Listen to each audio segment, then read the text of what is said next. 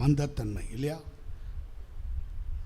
ரட்சிக்கப்பட்ட பிறகு கூட நமக்குள்ள ஒரு மந்தத்தன்மை. இந்த மந்தத்தன்மை நம்மளை எங்கே கொண்டு போகும்னா பேக் ஸ்லைடிங், பின்மாற்றத்துக்குள்ளே நம்மளே கொண்டு போகும். மந்தத்தன்மை. மந்தத்தன்மைனா என்னது?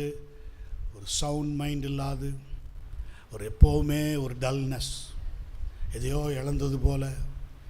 எதையோ சில நேரம் நல்ல உற்சாகமாக இருக்கும் நம்முடைய ஆவி, சில நேரம் நம்ம ஆத்மா நல்ல உற்சாகமாக இருக்கும். ஆனால் சில வேளைகளில் 119 சங்கீதம் 25 வசனத்தில் என் ஆத்மா மண்ணோடு ஒட்டி கொண்டிருக்கிறது. மண்ணோடுனா என்ன? உலகத்தோடு, இந்த உலக ஆசாபாசங்களோடு இந்த மண்ணோடு பிறழுது, உருளுது. அந்த மண்ணோடே அந்த அந்த நினைவு தாட்ஸ் என்னை என்ன செய்து அந்த மண்ணோடே ஒட்டி கொண்டிருக்க வைக்கிறது. ஆனாலும் சங்கீதக்காரன் அங்கே உணர்வோடு சொல்லுகிறான், உம்முடைய வசனத்தின்படி என் ஆத்மாவை உயிர்ப்பியும், என்னை உயிர்ப்பியும். இந்த வசனத்தின்படி என்னை உயிர்ப்பியும். அதே போல தான் தேவ பிள்ளைகளை, இந்த டல்னஸ்ங்கிறது எல்லாருக்குமே வரும். கர்த்தர் சொன்ன உலகத்தின் அதிபதி என்னிடத்திலே வருகிறான், அவனுக்கு என்னிடத்திலே ஒன்றும் இல்லை. உலகத்தின் அதிபதி எதுக்கு வருவான்? அவன் பல காரியங்களுக்கு வருவான். உற்சாகமாக இருக்கிற பிள்ளைகளை, நல்ல ஆவியில் இருக்கிற பிள்ளைகளை, ஜெபிக்கிற பிள்ளைகளை, நல்ல வேத வாசிக்கிற பிள்ளைகளை, சத்தியத்தில் நடக்கிற பிள்ளைகளை. த டல்னஸ் ஸ்பிரிட், த டல்னஸ் மீன்ஸ் நம்னஸ், அதாவது ஒரு உணர்ச்சியற்ற நிலைமையில் வைக்கிறது. ஒரு ஆவிக்குரிய உணர்ச்சி. ஆராதிக்கும் போது நல்லா இங்கே நல்ல ஜீவனோடு ஆராதிக்கிறதுக்கு மத்தியில் அப்படி ஏதோ அப்படி அசட்டையா ஏனோ தானோ, திஸ் கால் த டல்னஸ். அதுதான் டல்னஸ். வேதத்தை ஏதோ வேண்டா வெறுப்பில் படிக்கிறது டல்னஸ். உபதேசத்தை வேண்டா வெறுப்பில் கேட்குறது டல்னஸ். நம்ம இதை குறித்து பிரசங்கி 2ஆம் அதிகாரம் 10-11 வசனங்களை நாம் கடந்த வாரத்தில் பார்த்தோம், மீண்டும் பார்ப்போம். என் கண்கள் இச்சித்தவைகளில் ஒன்றையும் நான் அவைகளுக்கு தடை பண்ணவில்லை. என் இருதயத்திற்கு ஒரு சந்தோஷத்தையும் நான் வேண்டாம் என்று விலக்கவில்லை. நான் செய்த முயற்சிகளெல்லாம் நான் செய்த மகிழ்ச்சிகளெல்லாம் என் மனம் மகிழ்ச்சி கொண்டிருந்தது. இதுவே என் பிரயாசங்கள் எல்லாவற்றினாலும் எனக்கு வந்த பலன். ஆமென். என் கண்கள் இச்சித்தவைகளில் ஒன்றையும் நான் அவைகளுக்கு தடை பண்ணவில்லை. இதுதான் நான் சொன்னேன்ல, ஸ்பிரிச்சுவல் டல்னஸ். கண்களின் இச்சை, மாம்சத்தின் இச்சை, ஜீவனத்தின் பெருமை, இவைகளெல்லாம் உலகத்திலிருந்து உண்டாகிறது. இதெல்லாம் இந்த உலகத்தின் அதிபதி பிசாசினாலே உண்டாகிறது. இந்த கண்களின் இச்சை, மாம்சத்தின் இச்சை, ஜீவனத்தின் பெருமையில் தான் ஆதாம் ஏவாளை விளைவித்தான். இதே கண்களின் இச்சை, மாம்சத்தின் இச்சை, ஜீவனத்தின் பெருமை, இந்த 3 ஃபார்முலாவில் தான் இயேசு கிறிஸ்துவை சோதிக்கிறதுக்கு பிசாசு வந்தான். ஆமென். த டெம்ப்டர். மத்தேயு 4ஆம் அதிகாரத்தில் பிசாசினால் சோதிக்கப்படுவதற்கு ஆவியானவர் வனாந்தரத்துக்கு கொண்டு போகப்பட்டார் என்று பார்க்கிறோம். அப்போ நம்மளும் இதுக்கு தப்ப முடியாது. இந்த பூமியில் நம்மளும் இது கிராஸ் பண்ணோம். நம்மளும் இந்த காரியத்துக்குள்ளே நம்மளும் போக வேண்டிய சூழ்நிலை வரும். 11ஆம் வசனத்தை வாசி. என் கைகள் செய்த சகல வேலைகளையும் நான் பட்ட எல்லா பிரயாசத்தையும் கண்ணோக்கி பார்த்தேன். இதோ எல்லாம் மாயையும் மனதுக்கு சஞ்சலமுமாக இருந்தது. ஆமென். சூரியனுக்கு கீழே பலன் ஒன்றும் இல்லை. மனதுக்கு எப்படி இருந்ததா? சஞ்சலமாக இருந்ததான். All was vanity and vexation of spirit. vexation என்னது? விரக்தி. வெக்ஸ், சோர்வெக்ஸ், நீடிய ஒரு மாதிரி ஒரு வெக்ஸேஷன் ஸ்பிரிட்னா என்னது? அந்த மூடில் இல்லைண்ணா, பைபிள் படிக்கிற மூடில் இல்லை சொல்கிறாங்கல்ல, செபிக்கிற மூடில் இல்லை. அப்போ அது என்னது? அந்த மூடு நமக்குள்ள அந்த மூடை மாற்றுறது எது? வெக்ஸேஷன். இந்த வெக்ஸேஷன் தான் போக போக போக போக எங்கே கொண்டு போகுதுன்னா நம்மளைய பேக் ஸ்லைடிங். எங்கே? Back sliding. 2 பேதுரு 2ஆம் அதிகாரம் 20 23 வசனங்கள் வரை வாசி. 2 பேதுரு 2ஆம் அதிகாரம் 20 23 வசனம். கர்த்தரும் இரட்சகருமாக இருக்கிற இயேசு கிறிஸ்துவை அறிகிற அறிவினாலே உலகத்தின் அசுத்தங்களுக்கு தப்பினவர்கள் மறுபடியும் அவைகளிலே சிக்கிக்கொண்டு ஜெயிக்கப்பட்டால். பார்த்தீங்களா? கர்த்தரும் இரட்சகருமாக இருக்கிற இயேசு கிறிஸ்துவை அறிகிற அறிவினாலே உலகத்தின் அசுத்தங்களுக்கு தப்பினவர்கள் மறுபடியும் அவைகளிலே சிக்கிக்கொண்டு ஜெயிக்கப்பட்டால் அவருடைய பின்னிலைமை முன்னிலைமையிலும் கேடு உள்ளதாக இருக்கும். இல்லையா? ஆமென். அப்போ ஒரு பாவத்திலேருந்து நம்ம விடுதலையாகி அதிலேருந்து நம்ம பாவத்திலேருந்து பிசாசை ஜெயிச்சு, எப்படி இயேசு நமக்காக பிசாசை ஜெயிச்சு அந்த ஜெயத்தை நம்ம கையில் ரட்சிப்புங்கிற பேரில் கொடுத்துருக்கிறாரோ, அந்த ரட்சிப்பை சுதந்திரிக்கும் போது நம்ம என்ன செய்கிறோம்னா, இயேசுவை போல் நாமளும் பாவத்தை என்ன செய்கிறோம்? ஜெயிக்கிறோம். பாடினோம்ல, பாவம் அறியாது பாவமே செய்யாது பாரினில் ஜீவித்தீரே. ஆமென். உம்மை போல நான் இந்த பூமியில் ஜீவிக்க எனக்கு பலமதை தாருமையா. ஆமென். அப்போ கேட்குறோம்ல, நம்ம அந்த பலமதை தாரும் கேட்குறோம். நம்முடைய வெக்ஸேஷனில் ஏற்ற நேரத்தில் ஏற்றபடி வேண்டிக் கொள்ள வேண்டியது இன்னதென்று அறியாமல் இருக்கிற பொழுது ஆவியானவர் தாமே வாக்கு கடங்காத பெருமூச்சோடு நமக்காக வேண்டுதல் செய்கிறதாக ரோமர் 8:26 எழுதப்பட்டிருக்கிறது. அப்போ நமக்கு அந்த சமயத்தில் அந்த நம்முடைய ஸ்பிரிட் அந்த வெக்ஸேஷனுக்குள்ளே போகிறது, அந்த அந்த விரக்திக்குள்ளே போகிறது, அந்த ஒரு சோர்வுக்குள்ளே போகிறது. அப்போ இந்த நேரத்தில் பிசாசு என்ன செய்யுதுன்னா பயன்படுத்துது. தாவீதுக்கு இப்படி தான் பயன்படுத்துனது. யுத்த காலத்துக்கு போக வேண்டிய தாவீது படைத்தளபதி எல்லாத்தையும் யுத்தத்துக்கு அனுப்பிச்சிட்டு ராஜா என்ன செய்யணும்? முடியலைன்னா கூட ஒரு கமாண்ட் கொடுக்கறதுக்கு ராஜாவுக்குன்னு அந்த யுத்த காலத்தில் ஒரு சேஃப்டி பிளேஸ் இருக்கும். அங்கே உட்காந்து யுத்தத்தை பார்த்து கமாண்ட் கொடுக்கணும். இப்படி போ, அப்படி போ, அங்கே அடி, இங்கே செய், அதை பண்ணு, அப்படி கொடுக்கணும். அப்போ அந்த மைண்ட் செட்டெல்லாம் அவனுக்கு எங்கே வரும்? சத்துருக்களை ஜெயிக்கக்கூடிய அந்த மைண்ட் செட் வரும். ஏன்னா அந்த அபிஷேகம் தான் அவனுக்கு கொடுக்கப்பட்டிருக்கு. உங்களுக்கும் அப்படி தான் ஒரு அபிஷேகம் உங்களுக்கு கொடுக்கப்பட்டிருக்குன்னா அது பாவத்தை ஜெயிக்கிற ஒரு அபிஷேகம். ஹல்லேலூயா. மீண்டும் பழைய காரியங்கள் எனக்குள்ளே வரக்கூடாது. மீண்டும் பழைய காரியங்கள் எனக்குள்ளே என்ன செய்யக்கூடாது? வரக்கூடாது. பேக் ஸ்லைடிங்குள்ளே நான் போகக்கூடாது. அவன் முந்தின நிலைமையை விட பிந்தின நிலைமை மோசமாக போயிடும். அப்போ நீங்கள் அதை நீங்கள் மத்தேயுக்கு எழுதின சுவிசேஷத்தில் நீங்கள் 12ஆம் அதிகாரத்தில் அசுத்த ஆவி ஒரு மனுஷனை விட்டு புறப்பட்டு வறண்ட இடங்களில் அலைந்து என்ன செய்கிறதாம்? 43ஆம் வசனத்தில் இருக்கு பாருங்க. 43ஆம் வசனம். ஒரு மனுஷனை விட்டு புறப்படும் போது வறண்ட இடங்களில் அலைந்து இளைப்பாறுதல். அப்போ நம்மளிருந்து வெளியில் போன அந்த ஆவி இளைப்பாறுதல் தேடி, இளைப்பாறுதல்னா என்னது? நமக்குள்ள அது இளைப்பாறுதலாக இருந்துச்சு. அதுக்கு இளைப்பாறுதல். உங்களுக்கு என்னது அது? உங்களுக்கு என்னது அது? டல்னஸ், வெக்ஸேஷன், அப்படி சொல்கிறது போல் அந்த விரக்தி, வெறுப்பு, கசப்பு, ஒரு வகையான ஒரு என்ன சொல்கிறது, ஒரு ஒரு ஒரு சில சமயத்தில் பிசாசு அப்படி செய்யும். ஊழியக்காரங்களுக்கு அப்படி செய்யும். ஆமாம், என்ன ஊழியம் இது? இன்றைக்கி போகணுமா? இன்றைக்கி பேசாமல் மெசேஜ் அனுப்பிச்சிட்டு வீட்டில் இருந்துடலாம், ரெஸ்ட் எடுக்கலாம் அப்படின்னு தோணும். எல்லாருக்குமே கிராஸ் பண்ணும். எல்லாத்துமே ஊழியக்காரங்களும் இரும்பில் செஞ்சவங்களா, கல்லில் செஞ்சவங்களா? உங்களை மாதிரி தானே எல்லாமே, மாம்சம் ரத்தத்தை உடையவர்கள் தானே. அப்போ அது வரும். ஆனாலும் உங்களுக்காக பெருமூச்சோடு வேண்டுதல் செய்கிற ஹோலி ஸ்பிரிட் உங்களுக்குள்ளே இருப்பாரானால் உங்களை உற்சாகத்தின் ஆவினாலே நிரப்புவார். ஆமென். இந்த மீட்டிங்கு வர்றதுக்கு முன்னாடி I am so vexed. Yes, hallelujah. சரீரத்தில் சில பாடுகள், பலவீனங்கள் அப்படியே தாக்க ஆரம்பித்த உடனே அப்படியே பலவீனப்பட்டு போனேன். ஆனால் வந்து ஆராதனை பாடின உடனே கர்த்தர் என்னை பலப்படுத்தினான். ஆமென். ஹல்லேலூயா. உற்சாகத்தின் ஆவி என்னை தாங்கும்படி செய்தார். அப்போ அந்த நேரத்தில் என்ன ஆகுதுன்னா, நமக்குள்ளே இருக்கிறது பலவீனத்தின் ஆவி. நல்லா கவனிக்கணும். பாவத்தின் ஆவி இல்லை, பாவம் இல்லை.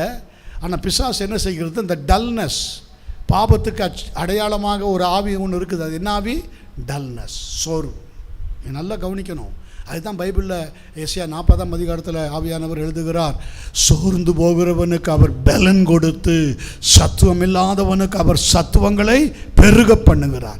அப்போ அந்த சத்துவங்களை பெருக பண்ணுகிற சத்துவம் எங்கே இருக்குது? உங்களுக்குள்ளே இருக்கிறது. பெருக பண்ணுகிற சத்துவம், விசுவசிக்கிற உள்ளத்தின் ஆழத்தில் ஜீவ தண்ணீர் உள்ள நதிகள், த லிவிங் ஸ்ட்ரீம் எங்கே இருக்கிறது? Inside of your belly, inside of your spirit, inside of your soul, inside of your inward. உங்களுக்குள்ள அந்த பலவீனங்கள் எல்லாம் முறிக்கிற அபிஷேகம் இருக்கிறது, முறிக்கிற அபிஷேகம் இருக்கிறது. எஸ், அதுக்குள்ளே நீங்கள் போகக்கூடாதுன்னு தான் என்ன செய்யுது அந்த பிசாசு? டல்னஸ். இந்த டல்னஸில் நீங்கள் ரொம்ப ரொம்ப ஜாக்கிரதையாக இருக்கணும். ஆமென். பாருங்கள், அதுக்கு இளைப்பாறுதல் வேணும். அது இளைப்பாறுறதுக்கு ஒரு இடம் கிடச்சிருச்சுன்னா, அப்பா மீண்டும் வந்துட்டோம்பா. கொஞ்ச நாள் நம்மளை விட்டு விலகி இருந்தான். சர்ச்சு சபைன்னு போனான், ஆராதனைன்னு போனான். எஸ்பெஷலி இன்றைக்கி நீங்கள் சண்டேயில், நீங்கள் மண்டேயில் நாளையிலேருந்து பாருங்கள், இளைப்பாறுதல் தேடி உங்கள்கிட்ட வரும். ஆமாம், இன்றைக்கி நீங்கள் இளைப்பாறுதலாக காலையில் அவருடைய கிருபை, இரவில் அவருடைய சத்தியத்தை அறிவிப்பது நலம்னு வந்து உட்காந்து இளைப்பாறுதலாக இருக்கீங்க. புரியுதா? ஆமென். நாளையிலேருந்து பாருங்கள் என்ன செய்யும், இந்த வீக்கெண்ட் ஸ்பிரிட், புரியுதா? அது மீண்டும் என்ன செய்யும், வார ஆரம்பத்திலே அப்படியே மெதுவாக வரும். அப்படியே நேத்தான சபைக்கு போனோம், இன்றைக்கி என்ன பைபிள் படிக்கலாம். இன்றைக்கி என்ன காலையில் எழுந்துச்சி ஜெபிக்கலாம். This is the dullness. இந்த டல்னஸுக்கு நீங்கள் இடம் கொடுக்கவே கூடாது. இந்த டல்னஸ் எங்கே கொண்டு போயிடும்? அடுத்த வசனம் வாசிங்க சீக்கிரம். நான் விட்டு வந்த என் வீட்டுக்கே திரும்பி போவேன். அப்போ விட்டு வந்த வீடுனா எது? உங்கள் சரீரம்தான். உங்கள் சரீரம்தான் வீடு. விட்டு வந்த என் வீடு, அதுக்கு தெரியும் என் வீடு என்ன வீடு, நான் தங்கியிருந்த வீடு, அது என் டெனண்ட்,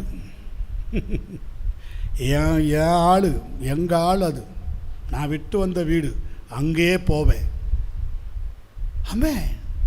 ஏன்னா திருடவும் கொல்லவும் அழிக்கு. ஒரு திருடன் வரும்போது நீங்கள் உற்சாகமாக இருந்தால், அலர்ட்டாக இருந்தால் உள்ளே வருவானா? எப்போ நீங்கள் டல்னஸாக தூங்குவீங்களோ, எப்போ நீங்கள் அலர்ட் இல்லாமல் இருப்பீங்களோ, அப்போ தான் உள்ளே நுழைவான். அதுதான் நான் சொல்கிறேன். விட்டு வந்த வீட்டுக்கே திரும்பி போவேன் என்று சொல்லி அங்கே வந்து அந்த வீடு வெறுமையாக பெருக்கி ஜோடிக்கப்பட்டதாகவும் இருக்க கண்டு. ஆமென். எஸ், ஆமாம். படிங்க அடுத்தது. திரும்பி போய் தண்ணிலும். அப்போ அது க்ளீனாக இருக்குது. ஏற்கனவே நம்ம இருந்தோம், அன்க்ளீனாக இருந்தோம். இப்போ நம்மளையே ஜெபிச்சு யார்கிட்டையோ ஜெபம் பண்ணி, இல்லை இவங்களே ஜெபம் பண்ணி, இவங்களே உணர்வுக்குள்ளே வந்து என்னைய வெளியே துரத்திட்டாங்க. இப்போ திரும்பி என்னால் என்ன செய்ய முடியல, அங்கே போக முடியலை. திரும்பி என்ன செய்ய முடியலை, போக முடியலை. அப்போ என்ன செய்து, திரும்பி போய் தண்ணிலும் பொல்லாத வேறு 7 ஆவிகளை தன்னோடு கூட்டி கொண்டு வந்து உட்புகுந்து அங்கே குடியிருக்கும். Then it goes and brings with it 7 other spirits more wicked than itself, and they go in and make the home there. Amen. பார்த்தீங்களா? அப்பொழுது அந்த மனுஷனுடைய முன்னிலைமையிலும் அவன் பின்னிலைமை அதிக கேடு உள்ளதாக இருக்கும். அப்படியே இந்த பொல்லாத சந்ததியாருக்கும் சம்பவிக்கும். இந்த டல்னஸ் ஸ்பிரிட் உள்ளவங்க தான் பொல்லாத சந்ததியார். உற்சாகமாக இருக்கணும், ஆண்டோடைய சமூகத்தில் உற்சாகமாக இருக்கணும். ஆமென். அப்போ நீங்கள் இங்கே 2 பேதுருவில் படித்தது போல் 2ஆம் அதிகாரம் 20 to 23 வசனத்தை மீண்டும் படிங்க.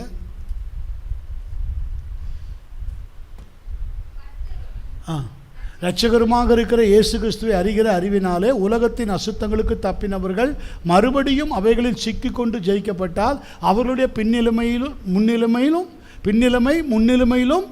அதைத்தான் நீங்கள் பார்த்தீங்க இப்போ இல்லையா? மீண்டும் அந்த ஆவி நமக்குள்ளே வரும்பொழுது பழைய நிலைமையோட முந்தின நிலைமையோட பிந்தின நிலைமை மோசமாக போகும். அதுதான் மீண்டும் ஒருவங்க ஜெயிக்கப்படும் போது, பாவ பிசாசினால ஜெயிக்கப்படும் போது முன்ன உள்ளதை விட அதிக விக்ரஸாக இருக்கும். அதுக்கு தெரியும் இந்த ஆத்மாவை இப்போ விட்டால் திரும்ப தப்பிச்சிடும். ஸோ விடக்கூடாது. இந்த முறை அது இப்போ தண்ணிலும் பொல்லாத வேறு 7 ஆவிகளை கூப்பிட்டு வந்து, ஒரு ஆவிக்கே அந்த கஷ்டப்பட்டோம், 7 ஆவியை வேற கூட்டிகிட்டு வந்தால் எப்படி இருக்கும்? அந்த மனுஷனுடைய முன்னிலைமை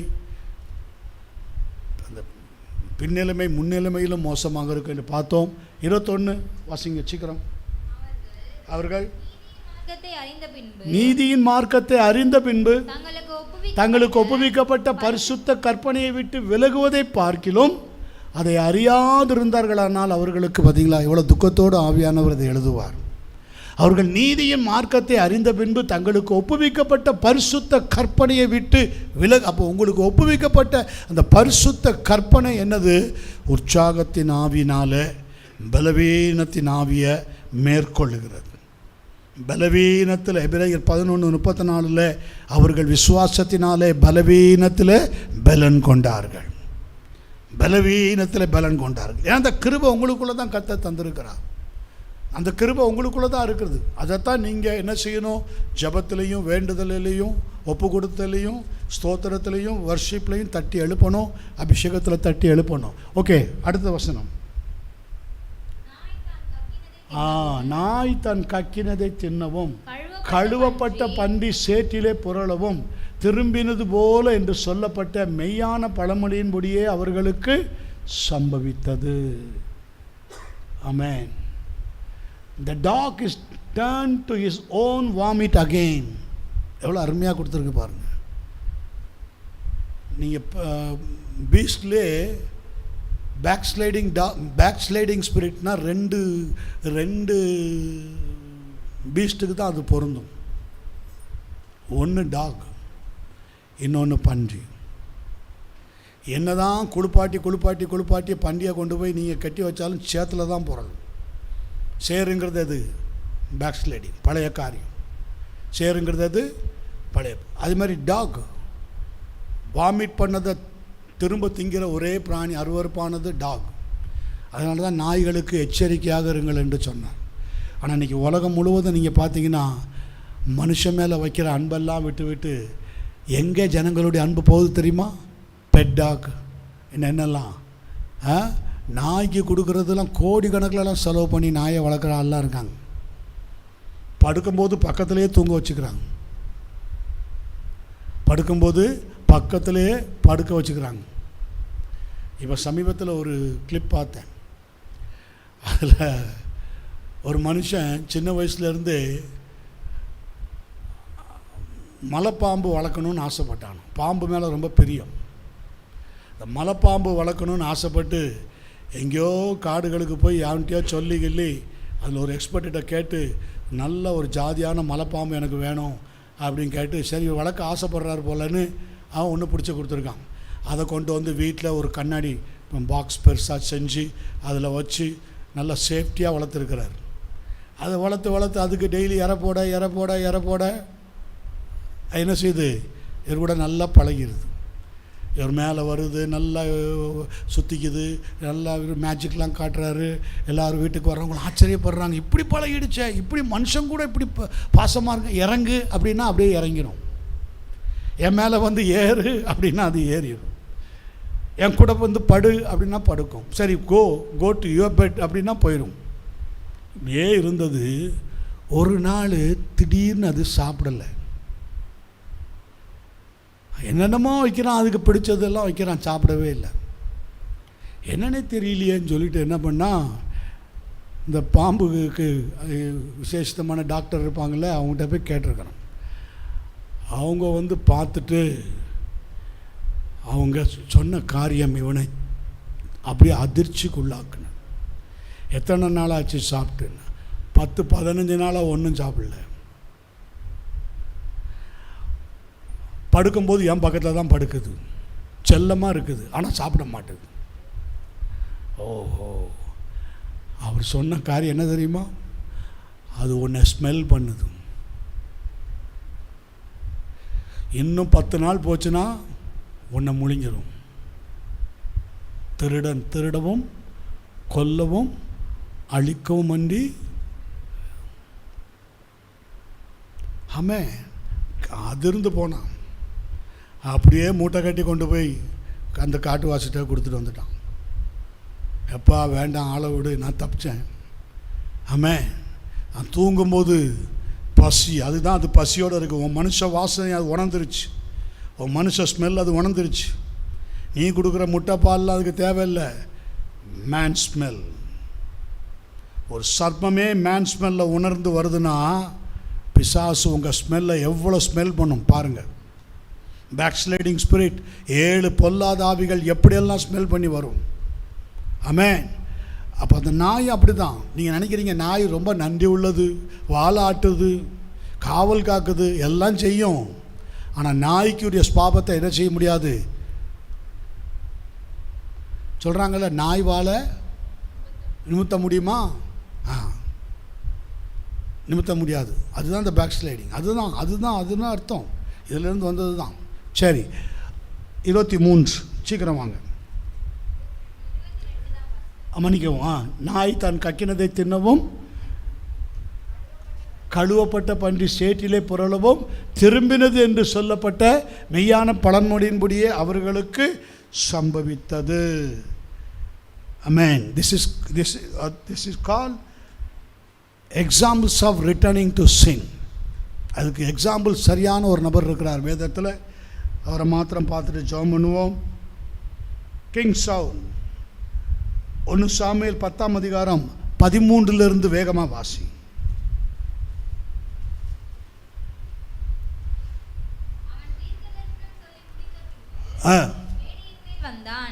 அப்பொழுது சவுலுடைய சிறிய தகப்பன் நீங்கள் எங்கே போனீர்கள் என்று அவனையும் அவன் வேலைக்காரனையும் கேட்டான். அதற்கு அவன், நாங்கள் கழுதைகளை தேட போய் அவைகளை எங்களுக்கு காணாதபடியினால் சாமுவேல் இடத்துக்கு போனோம் என்றான். அப்பொழுது சவுலின் சிறிய தகப்பன், சாமுவேல் உங்களுக்கு சொன்னது என்ன? அதை சொல் என்றான். சவுல் தன் சிறிய தகப்பனை பார்த்து, கழுதைகள் அகப்பட்டது என்று எங்களுக்கு தீர்மானமாய் சொன்னார் என்றான். பார்த்தீங்களா, இந்த பேக் ஸ்லைடிங் சவுலுக்கு எங்கேருந்து ஆரம்பிக்குதுன்னா, சவுல் ஒரு நல்ல அவன்கிட்ட நல்ல ஒரு ஆரம்ப நாட்களில் நல்ல சுபாவம்லாம் இருந்தது, உண்மைதான். ஒரு கழுதையை தேட வாஞ்சையோடு போகிறான், பல நாடுகளை கடந்து போகிறான். ஆனால் தேவன் அவனை என்ன செய்கிறார் தெரிந்து கொண்டு சாமுவேல்கிட்ட சொல்கிறார், இப்படி ஒரு மனுஷன் வரான், இவனை நீ அபிஷேகம் பண்ணு, இஸ்ரவேல் மேல் ராஜாவாக அபிஷேகம் பண்ணுன்னு சொல்கிறாரு. கர்த்தர் அவன் அபிஷேகம் பண்ணுறாரு. அவனுக்கு அன்றைக்கி வேறு இருதயம் கொடுக்குறாரு, வேற்று மனுஷனாக மாறுறான், தீர்க்க தரிசனம் சொல்கிறான். எல்லாம் இது எதை குறிக்குது? ஆண்டவராகிய இயேசு கிறிஸ்துவிடத்தில் வரும்போது ஆரம்பத்தில் இந்த டல்னஸ் எப்படி வரும்னா, சில காரியங்களை நம்மளை மறைச்சி பேச சொல்லும். கர்த்தர் உங்களுக்கு என்ன செய்தார்? அவன் தகப்பன் கேட்குறாரு, கழுதையை தேட போனப்பா, கரெக்டு. தீர்க்கதரிசி சாமுவேலை பார்த்துருக்குற, is the man of God, correct. அவர் சொன்னாரா? என்ன சொன்னார்? கழுதை கிடைக்குன்னாரு, கிடச்சிருச்சு. வேறு என்னெல்லாம் சொன்னார்? ஆனால் நீ இஸ்ரவேலி மேல் ராஜாவாக இருப்பா, கர்த்தர் இந்த நாள் முதல் உன்னை அபிஷேகம் பண்ணியிருக்கிறார். அதை அவன் என்ன செய்யலை, சொல்லலை. படிங்க, சீக்கிரம் படிங்க. ராஜ்யபாரத்தை பற்றி சாமுவேல் சொன்னதை அவனுக்கு அறிவிக்கவில்லை. ராஜ்யபாரத்தை பற்றி. அப்போ இது எனக்கு மிஞ்சின பாரம், என்கிட்ட மிஞ்சின பாரத்தை என் மேலே சுமத்தி இருக்கிறாங்க. கர்த்தர் அபிஷேகம் பண்ணியிருக்கிறாருப்பா, கர்த்தர் உன்னை மாற்றி இருக்கிறார், வேற இருதயமே உனக்கு வந்துடுச்சு. 1 சாமுவேல் 10:6 பார்க்குறோம், அன்றைய தினமே அந்த அடையாளங்கள் அவனுக்கு ஏறிட்டது. ஒரு சேஞ்சஸ் லைஃபுக்குள்ளே வந்த உடனே கர்த்தர் உங்கள் இருதயத்தை மாற்றிட்டாருன்னு வைங்க, உங்கள் ஸ்பிரிட் நேச்சரை மாற்றிட்டாருன்னு வைங்க. அதுதான் ரட்சிப்பு, அதுதான் சால்வேஷன், அதான் மாற்றம். அந்த மாற்றம் வந்துடுச்சுனாலே நீங்கள் அதில் தான் நீங்கள் போயிட்டே இருக்கணும். உங்களுக்குள்ளே மீண்டும் இந்த பேக் ஸ்லைடிங் ஸ்பிரிட் தலை தூக்கம், எல்லா பொல்லாத வேறு ஆவியில் கூட்டிகிட்டு வரும், எல்லாம் செய்யும். அது வேலையை செய்யும். உலகம் நீ காலையில் வசனம் கேட்டோம்ல, உலகத்துக்கு உண்டானதை செஞ்சுட்டு தான் இருக்கும், அதிலிருந்து மாறாது. ஆமென். ஆனால் பாருங்க, வாசிங்க. கர்த்தரிடத்தில் வரவழைத்து இஸ்ரவேல் புத்திரரை நோக்கி, இஸ்ரவேலின் தேவனாகிய கர்த்தர் சொல்லுகிறது என்னவென்றால், நான் இஸ்ரவேலை எகிப்திலிருந்து புறப்பட பண்ணி உங்களை எகிப்தியர் கைக்கும் உங்களை இறுக பிடித்த எல்லா ராஜ்யத்தாரின் கைக்கும் நீங்களாக்கி விட்டேன். படி. நீங்களோ உங்களுடைய எல்லா தீங்குகளுக்கும், மைக்க கிட்ட வச்சு படி. நீங்களோ உங்களுடைய எல்லா தீங்குகளுக்கும் நெருக்கங்களுக்கும் உங்களை நீங்களாக்கி ரட்சித்த உங்கள் தேவனை இந்நாளிலே புறக்கணித்து ஒரு ராஜாவை எங்களுக்கு ஏற்படுத்தும் என்று அவரிடத்தில் கேட்டுக்கொண்டீர்கள். இப்பொழுது கர்த்தருடைய சன்னதியில் உங்கள் வம்சங்களின்படியையும் ஆயிரங்களான உங்கள் சேர்வைகளின்படியும் வந்து நில்லுங்கள் என்றான். சாமுவேல் இஸ்ரவேலின் கோத்திரங்களை எல்லாம் சேர பண்ணின பின்பு பென்யமீன் கோத்திரத்தின் மேல் சீட்டு விழுந்தது. அவன் பென்யமீன் கோத்திரத்தை அதனுடைய குடும்பங்களின்படியே சேர பண்ணின பின்பு மாத்திரி குடும்பத்தின் மேலும் அதிலே கீசின் குமாரனாகிய சவுலின் மேலும் சீட்டு விழுந்தது. அவனை தேடின போது அவன் அகப்படவில்லை. பார்த்தீங்களா, எங்க போயிட்டான்? அப்போ அவ்வளவு அந்த அபிஷேகம் அவனை அந்த அளவுக்கு நடத்தினது. வேறு மனுஷனாக மாற்றின உடனே அவனுக்கு என்னது? ஒரு பயம். என்ன பயம்? இதுக்கு நான் பாத்திரனா? இந்த கனமுள்ள இஸ்ரவேலின் ராஜாங்கிற இந்த பாத்திரத்துக்கு நான் பாத்திரமானவனா? கர்த்தரே அபிஷேகம் பண்ணிட்டாரு, ராஜா தீர்க்கதரிசி மூலமாக பேசிட்டாரு, எல்லாம் செஞ்சிட்டாரு. இருந்தாலும் அவனுக்கு என்ன தெரியுமா? கர்த்தர் என் கூட பேசணும், கர்த்தர் என் கூட பேசணும். வாசிங்க. அவன் இனி இங்கே வருவானா என்று அவர்கள் திரும்ப கர்த்தரிடத்தில் விசாரித்த போது இதோ அவன் தளவாடங்கள் இருக்கிற இடத்திலே ஒளித்துக் கொண்டிருக்கிறான் என்று கர்த்தர் சொன்னார். ஆமென். Hiding himself by the provisions and supplies. இது தளவாடங்கள் மீன்ஸ் அந்த தளவாடங்கள் வைக்கிற இடத்துல தான் ஸ்டோர் ரூம்ஸ் இல்லை யுத்த ஆயுதங்களை வைக்கிற இடம். அங்கே தான் என்ன இருக்கும்? ஏபோத். தாவீது கூட ஒரு நாள் திரும்ப தன்னுடைய அந்த ராஜாக்கள் இடத்துல போய் கேட்குறான், நான் இங்கே ஒரு ஆயுதமும் எடுத்துகிட்டு வரல, உங்கள்கிட்ட ஏதாவது ஆயுதம் இருக்கான்னு கேட்கும்போது அவன் என்ன சொல்கிறான்? நீ ஏலாக் பள்ளத்தாக்கிலே பெலிஸ்தேனை முறியடித்து அந்த பட்டை இருக்கிறது, அதுக்கு நிகரில் அதை கொண்டு வான்றான். ஆமென். ஏபோத் கர்த்தரிடத்தில் விசாரிக்கிறது. ஏபோத் கர்த்தரிடத்தில் விசாரிக்கிறது. அப்போ அந்த ஏபோத் இருக்கிற இடத்துல அவன் என்ன செய்ததாக வேதம் சொல்லுகிறது? ஒளிந்து கொண்டான். கர்த்தருடைய வார்த்தை வர்ற இடம் பாருங்கள், எவ்வளோ அட்டென்ஷனாக இருந்திருக்கான். இன்றைக்கி நம்ம அப்படி தான் இருக்கிறோம். சில நம்முடைய முந்தைய நிலைமையெல்லாம் பார்த்தம்போது நமக்கே நல்லா ஜபிச்சோமே, நல்லா வேதம் வாசித்தோமே, கர்த்தருடைய சத்தத்துக்கு கேட்டு கர்த்தருடைய சத்தத்துக்கு அமர்ந்து காத்திருந்தோமே, கர்த்தர் என்ன பேசுவார்? சீக்கிரம் வாங்க, வாசிங்க. அப்பொழுது அவர்கள் ஓடி அங்கே இருந்து அவனை அழைத்து கொண்டு வந்தார்கள்.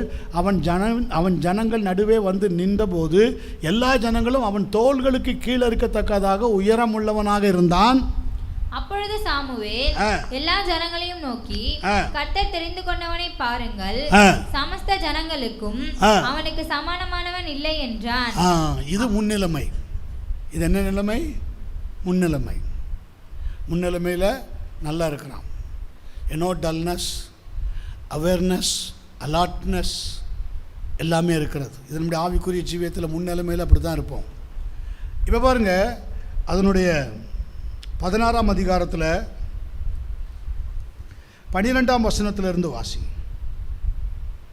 16ஆம் அதிகாரம் 1 சாமுவேல் 16. ஆள் அனுப்பி அவனை அழைப்பித்தான். அவன் சிவந்த மேனியும் அழகிய கண்களும் நல்ல ரூபமும் உள்ளவனாய் இருந்தான். அப்பொழுது கர்த்தர், இவன் தான், நீ எழுந்து இவனை அபிஷேகம் பண்ணு என்றார். இது யாரு? இது தாவீது. சரி. அப்பொழுது சாமுவேல் தைல கொம்பை எடுத்து அவனை அவன் சகோதரர் நடுவிலே அபிஷேகம் பண்ணினான். அந்நாள் முதற்கொண்டு கர்த்தருடைய ஆவியானவர் தாவீதின் மேல் வந்து இறங்கி இருந்தார். சாமுவேல் எழுந்து ராமாவுக்கு போய்விட்டான். கர்த்தருடைய ஆவி சவுலை விட்டு நீங்கினார். பாத்தீங்களா? கர்த்தருடைய ஆவி சவுலை விட்டு, இது ஏன் நீங்கினார்? உங்க எல்லாருக்குமே தெரியும். Because of disobedience. கர்த்தருடைய வார்த்தைக்கு கீழ்ப்படியாதனால அவனை தள்ளி இப்போ யாரை ராஜாவாக அபிஷேகம் பண்ணினார்? தாவீதை. இப்போ பாருங்க, கர்த்தருடைய ஆவி சவுலை விட்டு நீங்கினார். கர்த்தரால் வரவிடப்பட்ட ஒரு பொல்லாத ஆவி அவனை பேக்ஸ்லைடிங். நீங்கள் டல்னஸ்ஸாக காரியத்தை கேட்டு, டல்னஸ்ஸாக ஊழியம் செஞ்சால், டல்னஸ்ஸாக ப்ரேயர் பண்ணால், நிச்சயமாக நான் சொல்கிறேன், கர்த்தருடைய ஆவியானவர் உங்களை விட்டு நீங்கிடுவார். ஆமென்.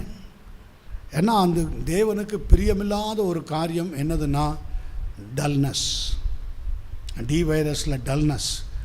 வாசிங்க. அவனை நோக்கி, இதோ தேவனால் விடப்பட்ட ஒரு பொல்லாத ஆவி உம்மை கலங்க பண்ணுகிறதே. சுரமண்டலம் வாசிக்கிறதில் தேறின ஒருவனை தேடும்படிக்கு எங்கள் ஆண்டவனாகிய நீர் உமக்கு முன்பாக நிற்கிற உம்முடைய அடியாருக்கு கட்டளையிடும்.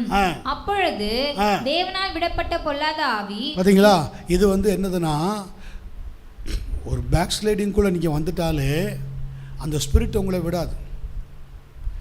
அது தேவனால் விடப்பட்டதோ இல்லை அதுவாக வந்ததோ அது உங்களை விடாது. ஊழியக்காரங்க ஜெபிச்சா அப்போதைக்கு ரிலீஃப் ஆகும். அப்போதைக்கு என்ன செய்யும்? ரிலீஃப். பாருங்கள், இங்கே தாவீது சுரமண்டலத்தை வாசித்த உடனே அந்த ஆவி என்ன செய்யுது? அவனை விட்டு போயிடுது. திரும்ப என்னைக்காவது என்ன செய்யுது? அவங்ககிட்ட வருது. இதுதான் பேக் ஸ்லைடிங்கிறது. இதுதான் கழுவப்பட்ட பன்றி. இப்படி தான் ஒரு வாட்டி கழுவி நல்லா வாஷபுளாக சுத்தமாக இருக்கும். இன்மீண்டு என்ன செய்யும்? நாய் என்ன செய்யும்? அதே தான் திரும்ப வரும். எப்போ ஜெபிச்ச உடனே போகும். ஒரு ஆலோசனை கேட்டு போயிடும். ஆலோசனை கேட்டு அழுது நீங்கள் கண்ணீர் வடித்த உடனே அது போயிடும். ஆனால் திரும்ப வரும். கேர்ஃபுல். இங்கே தான் மீண்டும் நீங்கள் டல்னஸ்குள்ளே போகக்கூடாது. அந்த டல்னஸ் உங்களை எங்கே கொண்டு போகுதுன்னு பாருங்கள். உங்கள் பழைய சுபாவத்துக்கு கொண்டு போதா, பழைய காரியத்துக்கு கொண்டு போதா? வாசிங்க, சீக்கிரம் வாசிங்க, நேரம் இல்லை. அப்பொழுது 23 வரைக்கும் வாசிங்க. தேவனால் விடப்பட்ட பொல்லாத ஆவி உம்மேல் இறங்குகையில் அவன் தன் கையினால் அதை வாசித்தால் உமக்கு சௌக்கியம் உண்டாகும் என்றார்கள். சவுல் தன் ஊழியக்காரரை பார்த்து, நன்றாய் வாசிக்கத்தக்க ஒருவனை தேடி என்னிடத்தில் கொண்டு வாருங்கள் என்றான். அப்பொழுது அந்த வேலைக்காரர் ஒருவன் பிரதியுத்தரமாக, இதோ பெத்லகேமியனாகிய ஈசாயின் குமாரன் ஒருவனை கண்டிருக்கிறேன். அவன் வாசிப்பதில் தேறினவன், அவன் பராக்கிரமசாலி, யுத்த வீரன், காரிய சமர்த்தன், சௌந்தரியம் உள்ளவன், கர்த்தர் அவனோட கூட இருக்கிறார் என்றான். அப்பொழுது சவுல் ஈசாயினிடத்தில் ஆட்களை அனுப்பி, ஆட்டு மந்தையில் இருக்கிற உன் குமாரனாகிய தாவீதை என்னிடத்தில் அனுப்பு என்று சொல்ல சொன்னான். அப்பொழுது ஈசாய் அப்பத்தையும் ஒரு துருத்தி திராட்சரசத்தையும் ஒரு வெள்ளாட்டு குட்டியையும் கழுதையின் மேல் ஏற்றி தன் குமாரனாகிய தாவீதின் வசமாய் சவுலுக்கு அனுப்பினான். அப்படியே தாவீது சவுலிடத்தில் வந்து அவனுக்கு முன்பாக நின்றான். அவன் இவனை மிகவும் சிநேகித்தான். அவனுக்கு இவன் ஆயுததாரியானான். சவுல் ஈசாயினிடத்தில் ஆள் அனுப்பி, தாவீது எனக்கு முன்பாக நிற்கட்டும், என் கண்களில் அவனுக்கு தயவு கிடைத்தது என்று சொல்ல சொன்னான். அப்படியே தேவனால் விடப்பட்ட ஆவி சவுலை பிடிக்கும் போது தாவீது சுரமண்டலத்தை எடுத்து தன் கையினால் வாசிப்பான். அதனாலே பொல்லாத ஆவி அவனை விட்டு நீங்க சவுல் ஆறுதல் அடைந்து சொஸ்தமாவான். பாருங்க, கர்த்தர் இவனை 1 சாமுவேல் 10ஆம் அதிகாரத்தில் அபிஷேகம் பண்ணினார். இவனை அபிஷேகம் பண்ணி இவனுக்கு வேற இருதயம் கொடுத்தார். இவனை ராஜாவாக்குறதுக்கு துடிச்சாங்க, தேடினாங்க, போய் தலைவாடங்கண்டையில் ஒளிஞ்சிட்டான். ஆனால் என்னைக்கு இந்த பேக் ஸ்லைடிங் ஸ்பிரிட்டுக்குள்ளே போனானோ அப்போ ஆட்டோமேட்டிக்காக பாருங்கள், அவனுக்கு என்ன தேடுது? அடுத்தவங்களுடைய ஜபம். அப்படி தான் நீங்கள் பார்க்கணும். ஊழியக்காரங்கிட்ட ஜபம். ஊழியக்காரங்கிட்ட போய் ஜபிச்சா சரியாயிரும். அவங்க தலையில் கரம் வச்சு ஜபிச்சா அப்போதைக்கு ரிலீஃப் ஆயிரும். உண்மைதான், ஆகும். ஆனால் நீங்கள் எப்போ ஜெபிக்கிறது? நீங்கள் எப்போ ஜெபிச்சு நீங்கள் எப்படி உங்கள் பேக் ஸ்லைடில் இருந்து விடுதலை ஆகிறது? டல்னஸ் ஸ்பிரிட் யாருக்கு? உங்களுக்கு தான். ஜெபிச்ச உடனே போயிடுது. அந்த அபிஷேகம் உங்கள் மேலே இறங்கினோன்னா அது போயிடுது. ஆனால் மீண்டும் வரும். விட்டு வந்த வீட்டுக்கே டல்னஸ் தான். இந்த உலகத்தில் சரீரம் இருக்கிற வரைக்கும் அதுக்கு என்ன இருக்கும்? நோவு இருக்கும். நீங்கள் தான் ஜெபிக்கணும். நீங்கள் தான் ஆவியில் நிரம்பணும். நீங்கள் தான் அந்நிய பாஷை பேசி தேவனை மகிமைப்படுத்தணும். நீங்கள் தான் உற்சாகத்தின் ஆவினால் நிரப்பப்படணும். உங்களுக்கு தான் அந்த மேன்மையை கர்த்தர் கொடுத்துருக்கிறார். ஆமென். ஆதியில் கொண்டிருந்த அன்பை சவுல் விட்டு விட்டான் என்று அவன் பேரில் எனக்கு குறைவு உண்டு. அதே போல் தான் நமக்கும். கடைசியாக 1 நாளாகமத்தின் புஸ்தகத்தில் 10ஆம் அதிகாரம் 13 - 14 வாசிங்க, ஜெபம் பண்ணும். 1 நாளாகமம் 10ஆம் அதிகாரம் 13 - 14. அப்படியே சவுல் கர்த்தருடைய வார்த்தையை கைக்கொள்ளாமல் கர்த்தருக்கு செய்த தன் துரோகத்து நிமித்தமும் அவன் கர்த்தரை தேடாமல் அஞ்சனம் பார்க்கிறவர்களை கேட்கும்படிக்கு. அஞ்சனம்னா யாரு? ஆமென், ஆமென். பாருங்கள், இங்கே நல்லா போட்டிருக்கு பாருங்கள். So Saul died for his trespass which he committed against the Lord, for his failure to keep the word of Lord, and also because he consulted a medium regarding a spirit of the dead to inquire of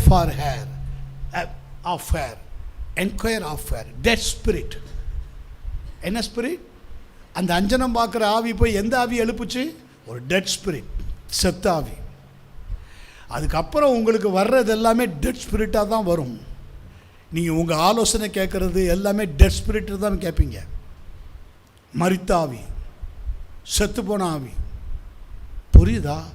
quickening spirit, awaken ஸ்பிரிட்டாக இருந்த நீங்கள் இந்த டல்னஸுக்குள்ளே போய் back ஸ்லைடிங்குள்ளே போய் உங்கள் ஆவி ஊழியக்காரங்கிட்ட ஜெபிச்சது போக கடைசியில் போக போக போக போக போக எங்கே போயிடுச்சு?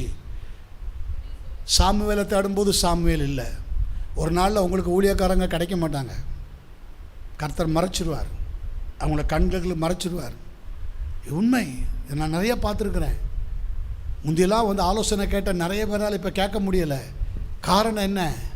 ஏதோ ஒரு காரியம், ஸ்க்ரீன், ஏதோ ஒரு காரியம் அவங்களுக்குள்ளே ஊழியக்காரங்களை பற்றி ஒரு கசப்பை உண்டாக்கணும் பிசாஸ்.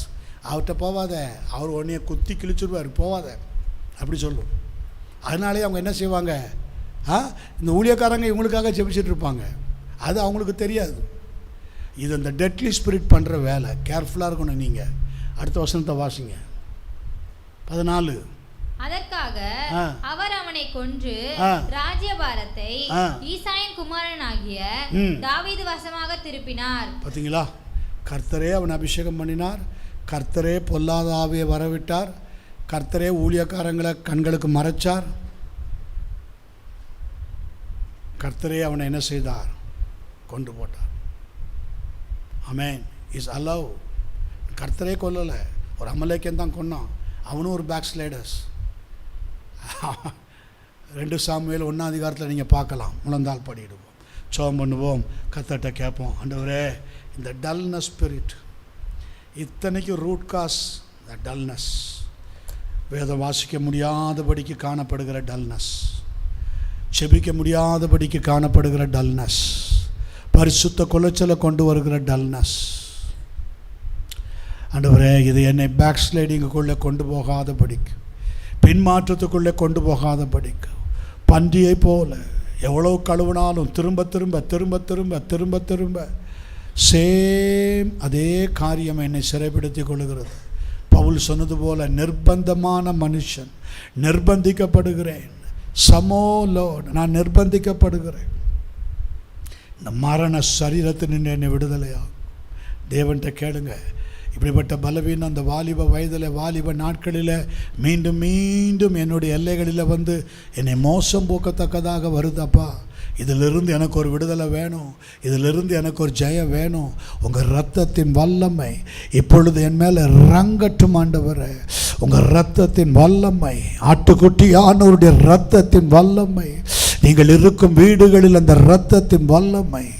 லக்ஹமமா ஷிகலமா கலோ ஏமேன். யாத்ராகமம் 12:13 வசனத்தின்படியாக நீங்கள் இருக்கும் வீடுகளில் அந்த இரத்தத்தின் வல்லமை இறங்கும்படியாக, அப்போஸ்தலர் 20:28 வசனத்தின்படியாக தேவன் தம்முடைய சொந்த இரத்தத்தினாலே கழுவ உன்னை கர்த்தர் கிரயம் கொடுத்து வாங்கியிருக்கிறார்.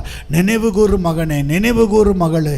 எஸ்ஐயா 53:5 வசனத்தின்படியாக with his stripes we are healed in the name of Jesus. அவருடைய தழும்புகளால் நீ குணமாயிருக்கிறாய் மகளே, குணமாயிருக்கிறாய் மகனே. 1 யோவான் 1:7 வசனத்தின்படியாக இயேசு கிறிஸ்துவின் இரத்தம் சகல பாவங்களை நீக்கி இப்பொழுதே நம்முடைய பிள்ளைகளை சுத்திகரிக்க செபிக்கிறேன். Total cleanse, total cover. Cover with your blood, Holy Spirit. Cover with your blanket, Holy Spirit. Fill with your mighty power. இயேசு கிறிஸ்துவின் நாமத்தினால் ஜெபிக்கிறோம். ஜெபங்களும் ஜீவனுள்ள நல்ல பிதாவே, ஆமென், ஆமென். ஆத்துமாவே கர்த்தரை ஸ்தோத்திரி, முழு உள்ளமையுடைய பரிசுத்த நாமத்தை ஸ்தோத்திரி. ஆத்துமாவே கர்த்தரை ஸ்தோத்திரி. கர்த்தர் செய்த சகல நன்மை உபகாரங்களையும் ஒருபோதும் மறவாதே. ஆமென் ஆமென். அல்லேலூயா அல்லேலூயா அல்லேலூயா. யாவரும் கர்த்தருடைய நாமத்தை சொல்லிவிட